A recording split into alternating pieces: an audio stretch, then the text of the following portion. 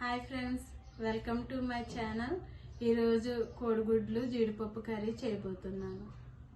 కర్రీకి కావాల్సినవి కోడిగుడ్లు, జీడిపప్పు, ఉల్లిపాయలు, టమాటాలు, పచ్చిమిర్చి, అల్లం వెల్లుల్లి పేస్ట్, మసాలా, ఆయిల్, సాల్ట్, కారం, పసుపు. ముందుగా స్టవ్ వెలిగించుకొని నీళ్ళు పెట్టుకొని ఎగ్స్ ఉడకబెట్టుకుందాం.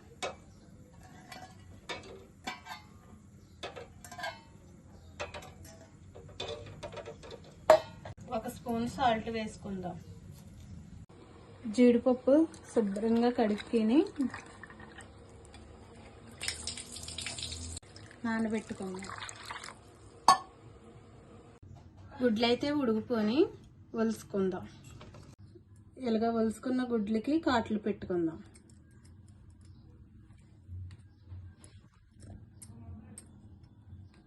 కర్రీ రెడీ చేద్దాం. స్టవ్ వెలిగించుకొని కడాయి పెట్టుకొని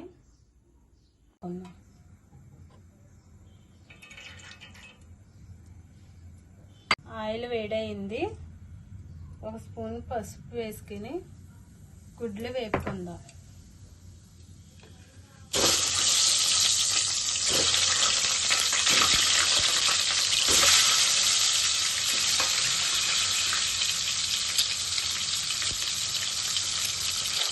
ఇలాగ వేగిన గుడ్లను ప్లేట్లో తీసుకుందాం.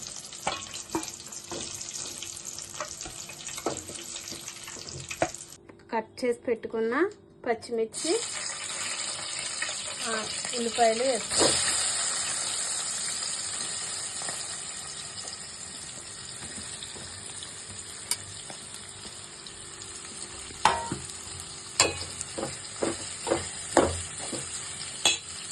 ఒక స్పూన్ సాల్ట్ వేసుకుందాం.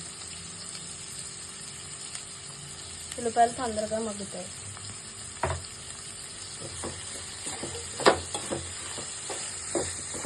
ఇలాగా 2 నిమిషాలు మగ్గనిద్దాం.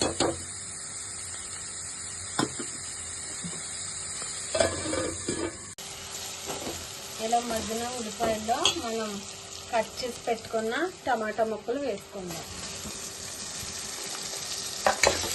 ఇలా కలుపుకొని ఇవి కూడా 2 నిమిషాలు మగ్గనిద్దాం. ఇలా మగ్గిన ఉల్లిపాయలు టమాటాల్లో ఒక స్పూను అల్లం వెల్లుల్లి పేస్ట్ వేసుకొని కలుపుకుందాం.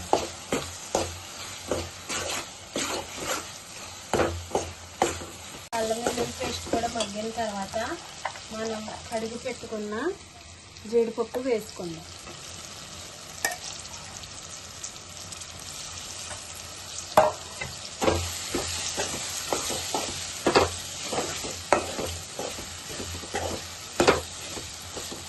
జీడిపప్పు కూడా ఒక నిమిషం ఆయిల్లో మగ్గిన తర్వాత కారం వేసుకుందాం.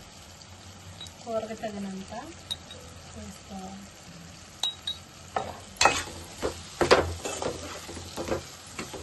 కొన్ని వాటర్ వేసి కలుపుకుందాం.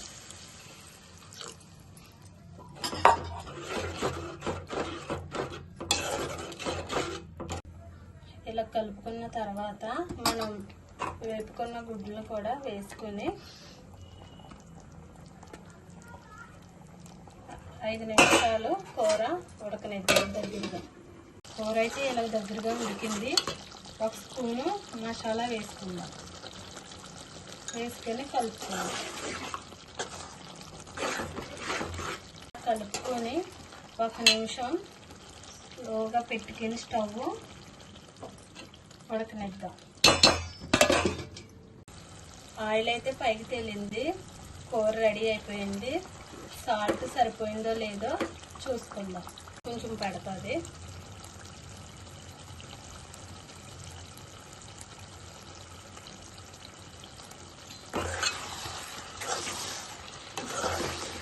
కర్రీ అయితే రెడీ అయిపోయింది. స్టవ్ ఆఫ్ చేసాం. టేస్ట్ చేద్దాం ఫ్రెండ్స్. చాలా బాగుంది ఫ్రెండ్స్. మీరు కూడా ట్రై చేయండి. నచ్చితే లైక్ చేయండి, షేర్ చేయండి, సబ్స్క్రైబ్ చేయండి. Bye friends.